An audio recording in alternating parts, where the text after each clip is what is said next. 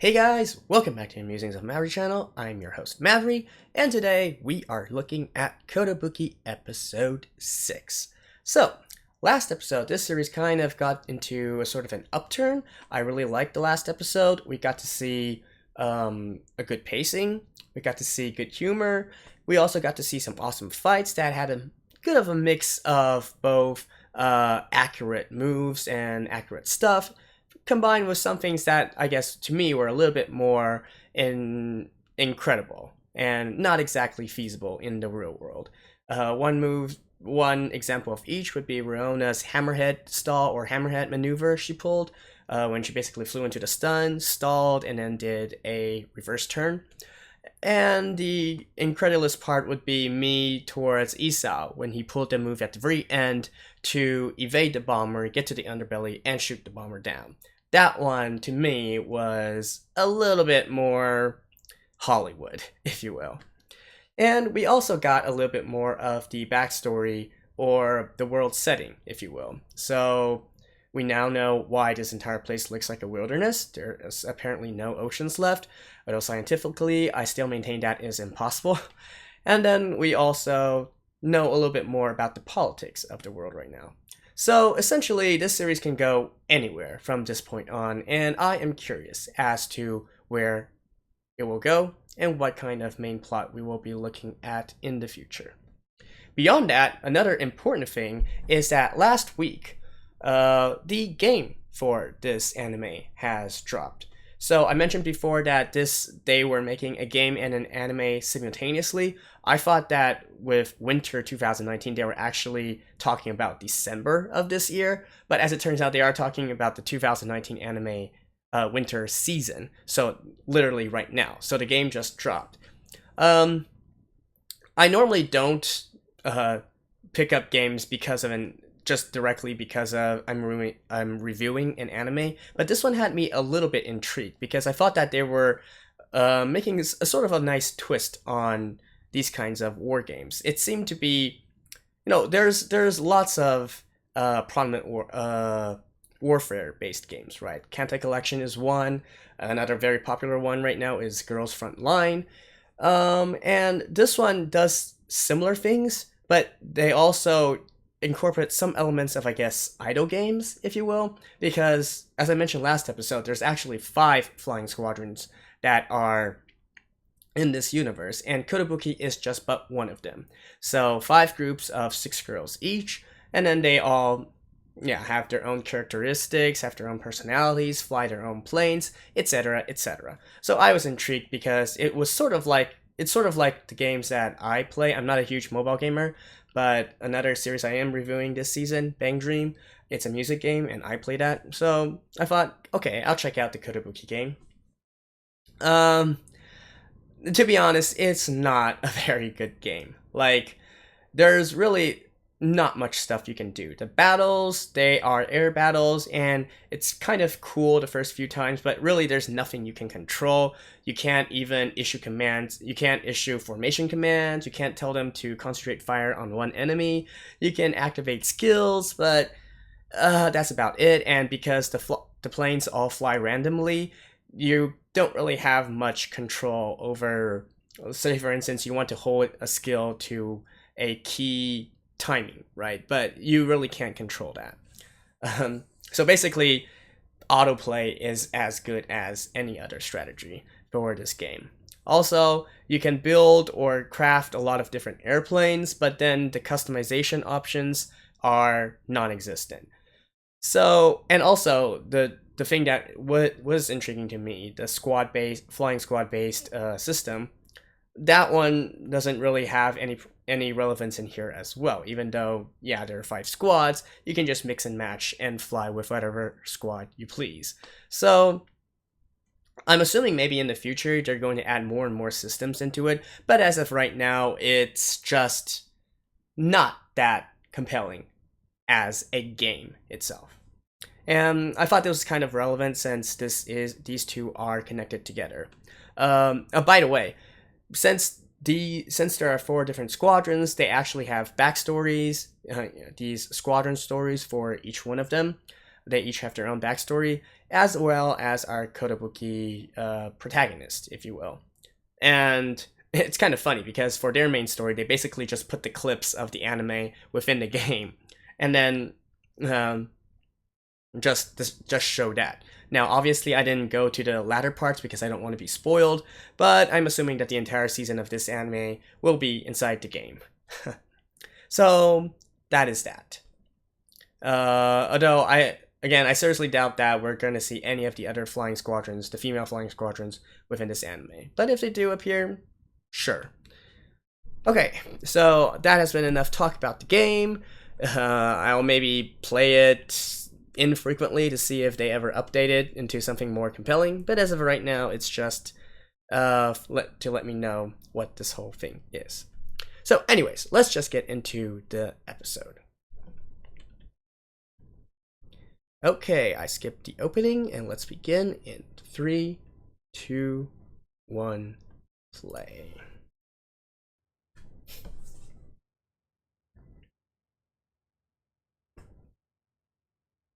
Oh, by the way, that doll is an item inside the game.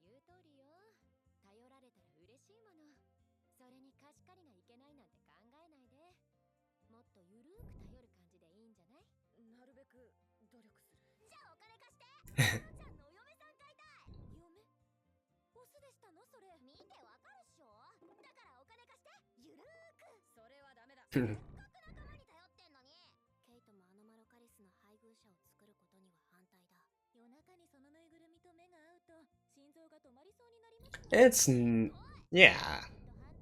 It looks cute.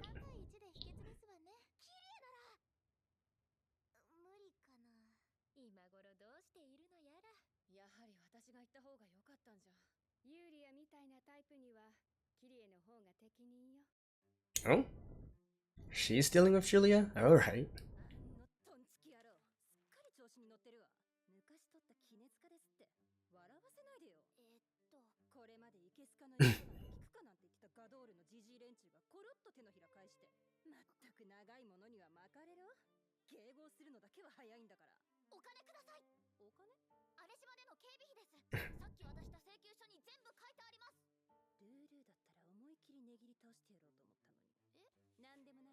Hmm?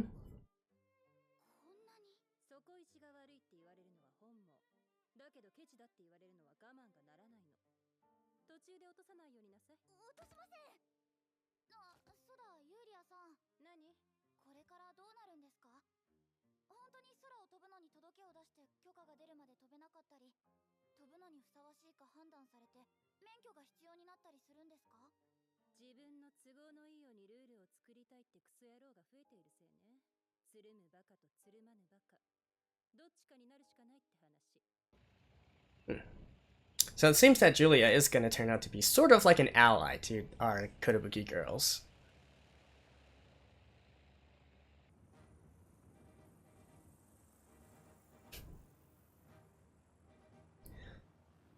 Don't tell me she's going to get robbed.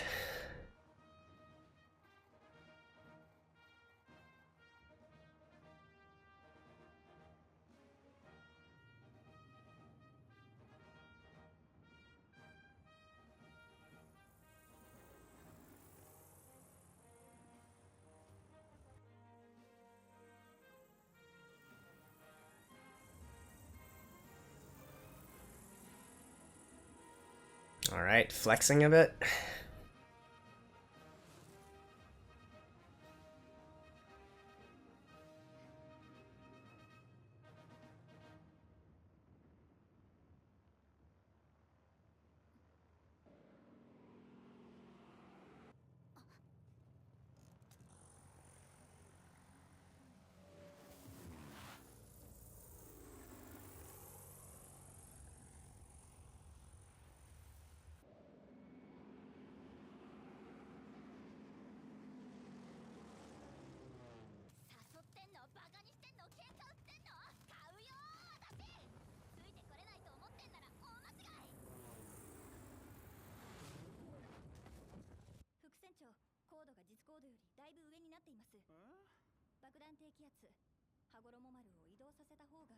Hagoromo. Is that the name of this airship?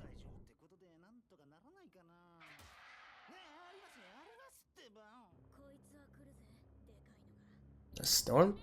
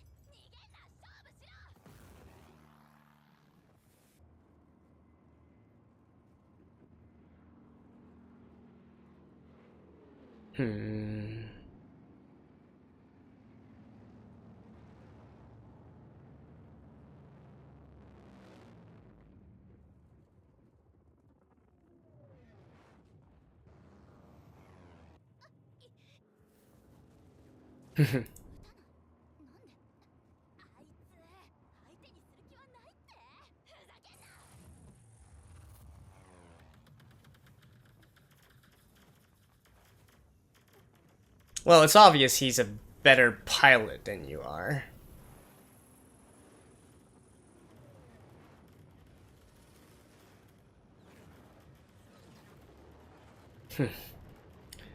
Alright, nice chase here.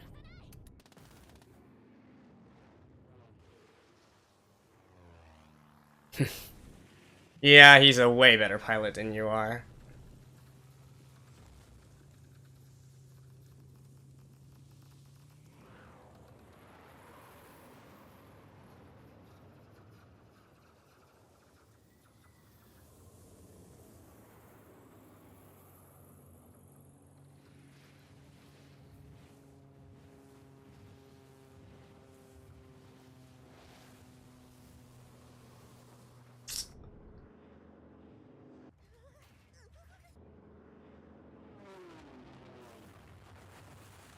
Whoa.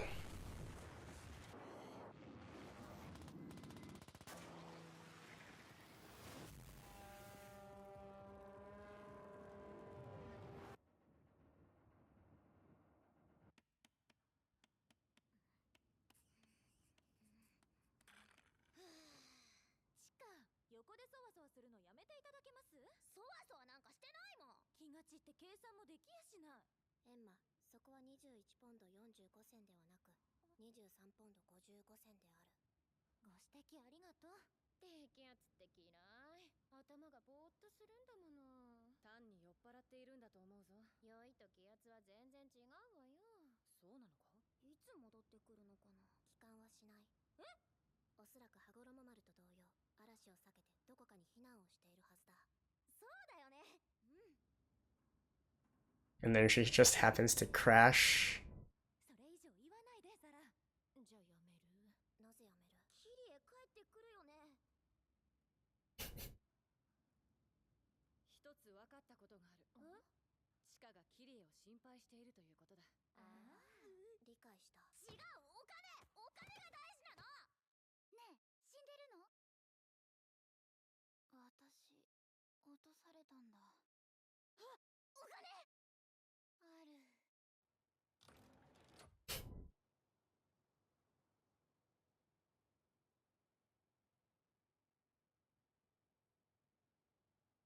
What now?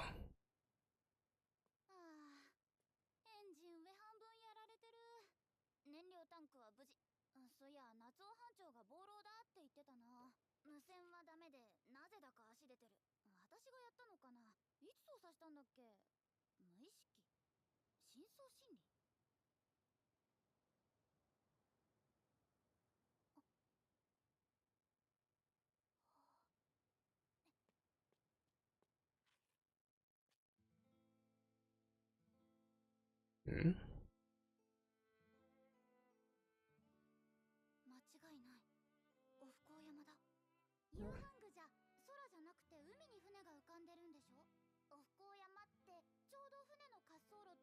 Out at sea? I thought there were no oceans anymore. そんでユーハングから来た新米飛行機乗りが大勢練習したり着艦距離を短くするためにいろいろ発明したりでもどいつもこいつも失敗ばっかで不幸者ばっかだからお不幸山ってそうだよねサブ G ラハマまで直線でちょうど260キロ途中に空の駅も街もなんもなし私が生まれるずーっと前はまだなんかあったみたいだけどあれが邪魔早雲峡谷まずお不幸山から降りられない降りても峡谷ってことはエンジンをなんとかしないと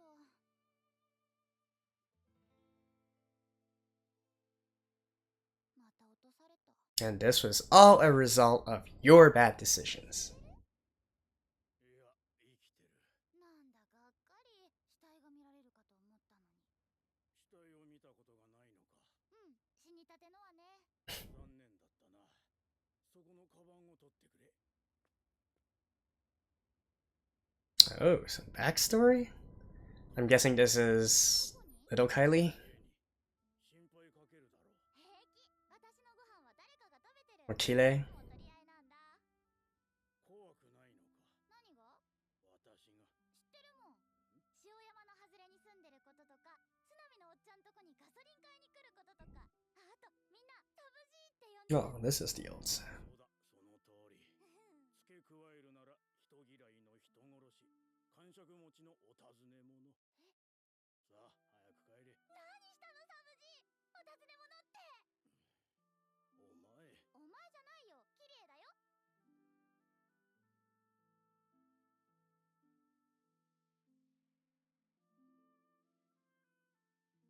Lots of flying books. I guess he's a mechanic. 痛いお水飲むうるさい。でも黙れ。ここから出ていけ。 Or an engineer of some sort. よしちゃんとこの畑がまた荒らされたってよ。えまた俺はほら、塩山のが怪しいと思うんだがね。サブ G？やっぱりね。ユーハングにも戻れなかったはぐれ者だし。サブジーはユーハングの人なの子供は知らなくていいの。ほら、あっち行きな。 You fun. See, if there's no oceans, there's no way it can rain. お前綺麗だよサブジーはユーハングの人なのだったらどうした。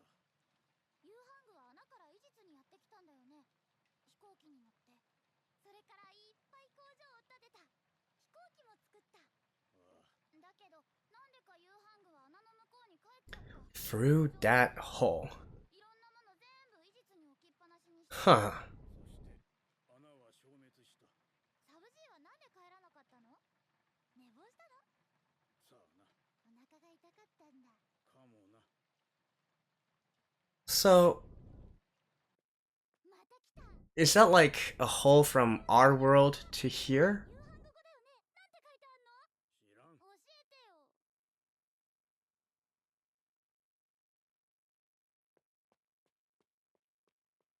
Huh.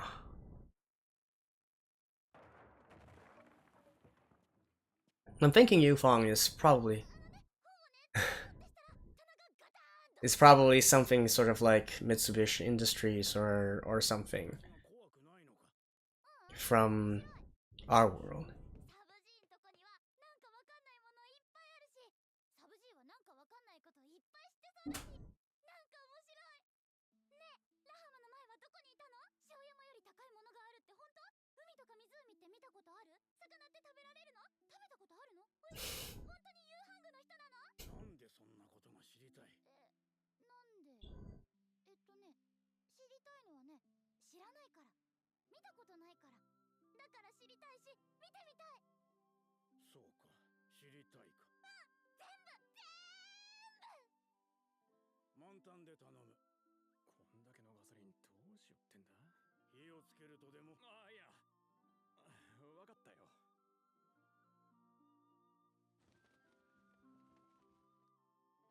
Hmm.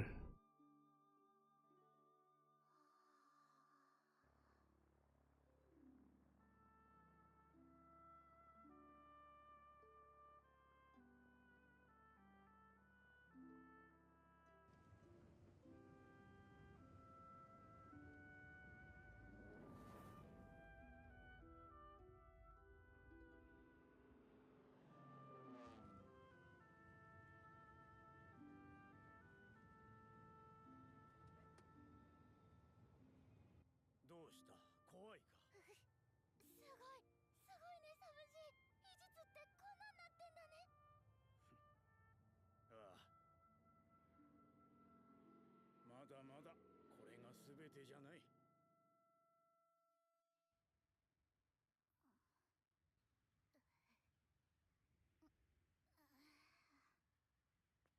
どんな着陸したんだよ。エンジンだけこぼれ落ちてるじゃん。取れたプラグ。あとはプラグコード。そういや夏尾班長、配線は芸術だって言ってたな。意味わかんなかったけど。レオナにもらったんだっけ、このマフラー。ごめんね。ありがとうレオナ。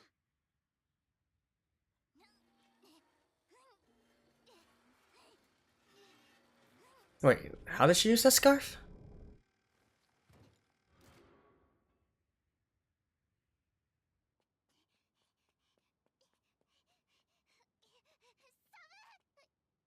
力を貸してもらいたい。貸す？何を返してくれるんだ。望むものを何なりと。何もいらん。今さら開発も研究もやる気はない。断ると？聞こえなかったか。戻りたいとは考えないのか。また来よう。かわいいお嬢さんだ。娘か。知らん。知らんじゃないよ。綺麗だよ。黙れ。帰れ。もう二度とここに来るな。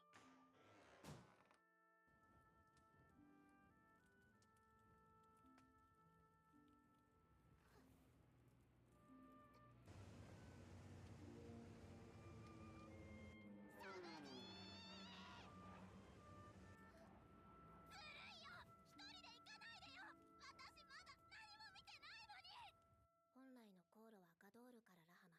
帰還予定時刻の12時間後からここを中心に捜索を開始。すでに44時間が経過。ユーリアに連絡取ってみたけれど、ちゃんと帰っていったはずだって。金持って逃げたんじゃないのとは言ってたけれど。キリエはお金じゃん。動かない。動きそうもないわね。なわけないない。私やっぱりキリエはしぶとく生きてる気がする。そりゃそうよ。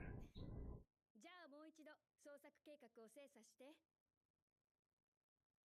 およそ朝6時。天気良好。風は南東の向きよりおよそ2クーリル。飛行日和。 So this is definitely an alternate world to our world. 死んでもダメでも一回勝負。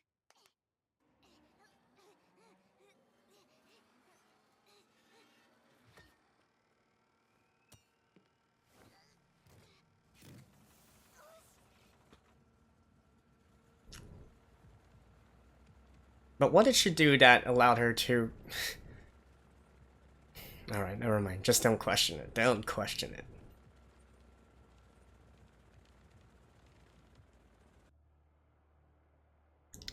That is definitely way too small of a runway. Yeah, she's gonna have to fall first.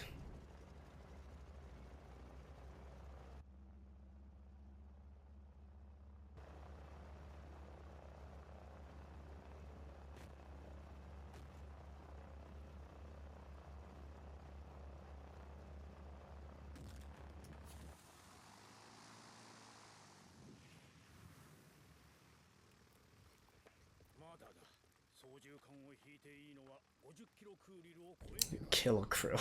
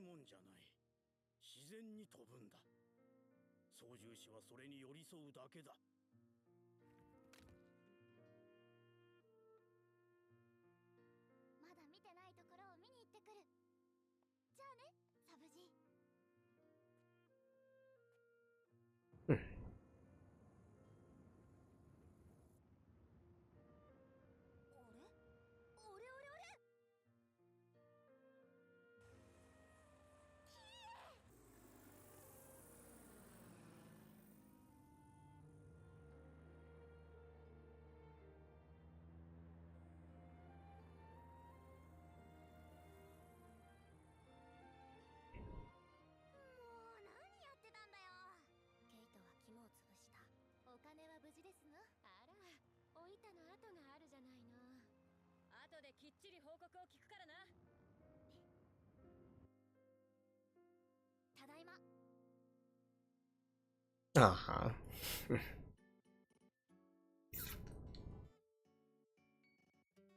Well, that was a cute little episode. Okay, so we didn't really get to much of a main plot this episode, but we did learn a little bit more about the world setting of this current world we are in. I think I get the general idea of what the backstory is, and it kind of ties into what the game is telling us as well, because I was actually confused. Within the game, they try to give a sort of short explanation as to how this world came to be, and in it there was a certain description or a certain line that said one day the earth opened up and then various different things came out, and of them the most significant was this group called the Yuhang group. Not actually Yu Fang, but Yu Hang. And I was I was at a loss to understand what to make of that, but combined with this episode, I think I get the general idea. So essentially, this is an isekai, actually. It's another world from the one that we are familiar with. And it's pretty obvious that the old Sab, the old man that appeared within this episode, who helped tutor or mentor Kylie, is from our world. We can know that by the books that was in his little shack and the words that were on them. So he had a collection of Japanese books, Chinese books, English books, and I believe I saw a French book there as well. And that is the proper language and of our world, right? Whereas when we looked at the newspaper from the very beginning of the episode, we see that they have a completely different text than from what we are used to. It's not something that we understand. So this is essentially a completely different world. So what really happened, I think, is something sort of like similar to a wormhole of sort. I'm going to assume that this is not within the same universe and it's not like another planet in space, but more like an isekai in the other world. So maybe through some reason or another, a lot of humans from our world entered into this current world, and they brought their technology with them. So most importantly, airplanes. I'm assuming that probably they also brought some other technological advances as well. It seems that the Yufang, or our world, seems to be a little bit more advanced than they are. Otherwise, it would be peculiar that they wouldn't be able to discover flight on their own if they were on comparable technology levels.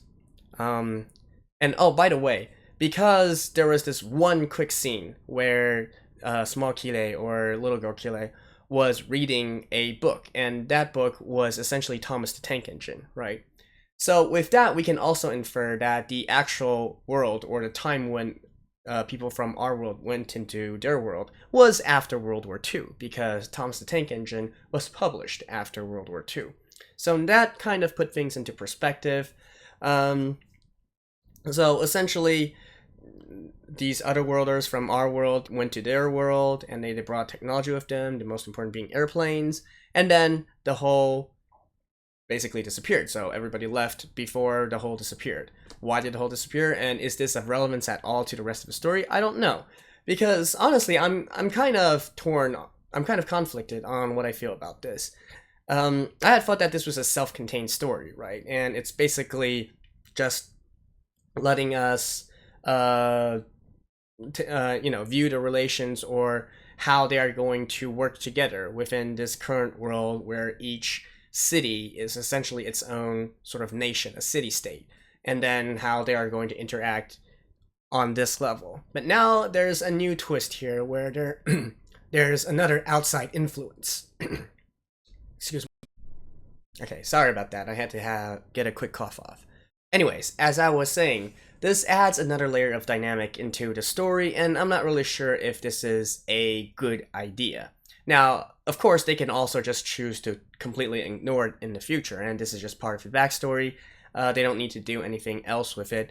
But at the same time, since this this mysterious figure came up to Usopp and said that he had a way to return him to his old world. I'm assuming that there are still forces within this current world that know how to harness the power of that traveling mechanism, whatever the heck it is. So there is still this possibility of this underlying subplot or foreshadowing of this sub-story within the series. Now, of course, since this is just one season, it's probably not going to be relevant, but it is something to keep in mind. Beyond that, nothing much really happened this episode besides, the old Zero turned up again. The one that appeared in episode 1 and shot Kylie down, and apparently in this episode shot her down again as well. So from Kylie's dialogue, we learned that this is maybe the 4th time she's encountered the Zero, and she's always lost to him or her. And I think that's to be expected, right?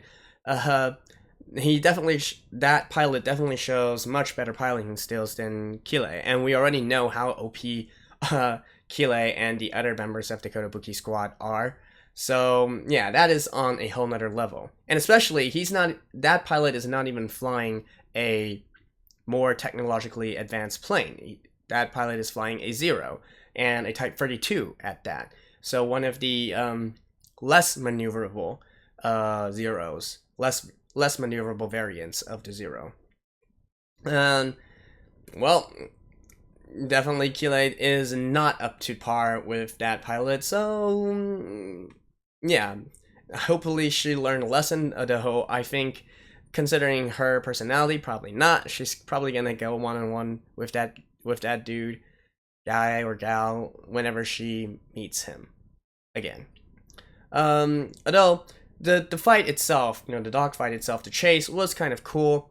One particular scene I want to kind of touch on is the part where basically Kylie tried to pull an aileron roll and get behind the Zero. And the Zero, in order to counter that, tried to pull a maneuver where the airspeed was reduced. It's sort of like an air brake, if you will, even though there's not really an air brake.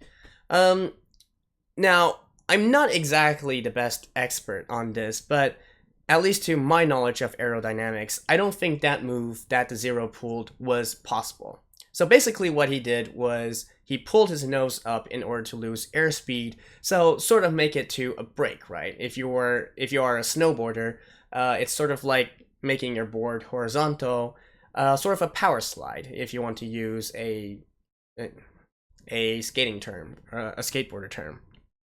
You're basically increasing the amount of surface, the amount of drag, in order to decrease your airspeed. Now, that's good and all, except generally when you do that, when you angle your nose upwards at that kind of speed suddenly, what's going to happen is you're still going to pull up and move forward at the same time. So if this was Kylie's plane and this was the Zero, what should have happened was he should have pulled up like this. That is what should have happened, instead of, sort of like just going like this and then breaking along with it. That shouldn't happen, right? Even if he stopped completely into a stall, then I doubt that you can control the plane that well. If you were in a stall, you would start to drop and maybe even lose control and turn sideways. So I don't think that maneuver in particular could be pulled off. Correct me if I'm wrong, but I feel like what should have happened there was the plane should have sort of like bounced up a little bit. I mean, they could have easily made it so that even after bouncing up and then come back down, point the nose back down again, and then continue to be on the tail of Kylie. But whatever. I could be completely wrong, don't get me wrong, but at least to my knowledge, planes aren't supposed to work like that. Although it did look cool as heck, so I'll give them props for that one. Beyond that, not really much else to talk about this episode. A bit of a slower episode, I guess, although we did still get some of the humor elements, and we got a lot of the backstory as well. I would have preferred if they actually showed some flashback scenes, actual flashback scenes of the Yufeng, entering into this world and then building all these manufactories and airplanes and stuff, because that would have been cool. Instead, we're told this through the dialogue. And definitely, I think this is one of the situations where we can go back to old adage, show, don't tell. This is essentially, it sort of reminds me of like a game, ironically, because when you first enter into a game, and then the main character always needs to talk with these NPCs, and then to get this sort of backstory, which you should know by then as well. So the dialogue is a little bit forced, but it is what it is. It's a little bit nitpick. I just felt like there could have been a better way to present that, basically. So that's been my review for this episode, and well, continue moving on forward. We're at the halfway point. Let's see how they are going to wrap up the second half, and is there going to be another big arc? So with that in mind, I'll see you guys next time. Bye bye.